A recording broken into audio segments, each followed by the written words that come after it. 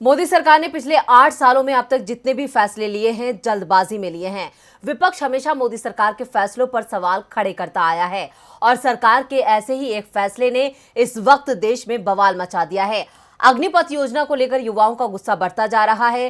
क्या है देश का माहौल, आइए देखते हैं इस रिपोर्ट में। मोदी सरकार ने 2024 में हाथ से जाती हुई सत्ता के डर से आनन फानन में एक ऐलान किया, लेकिन इस ऐलान ने पूरे देश में नया बवाल खड़ा कर दिया है।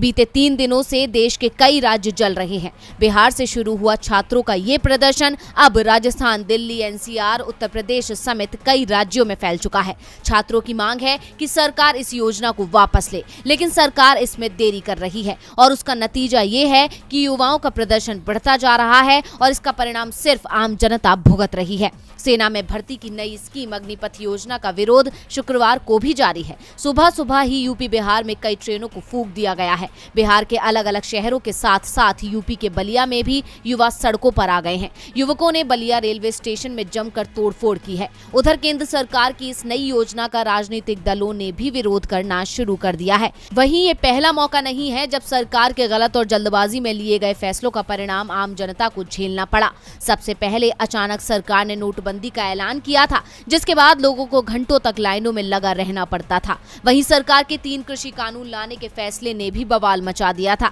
देश के किसानों को साल भर तक दिल्ली की सीमाओं पर आंदोलन करना पड़ा था। वहीं एनआरसी सीएए के फैसले के बाद भी देश भर में बवाल हुआ था और परिणाम आम जनता को भुगतना पड़ा था। इसके अलावा भी कई ऐसे फैसले हैं जिसने सरकार की कार्यप्रणाली और फैसलों को सवालों के घेरे में खड़ा कर दिया था और अब एक बार फिर सरकार के गलत फैसले ने देश को आग में झोंक दिया है। अब देश की इस स्थिति को देखकर सबसे बड़ा सवाल ये है कि मोदी सरकार नींद से कब जागेगी और अपनी मनमानी और फायदा छोड़कर देश के बारे में सोचना कब शुरू करेगी।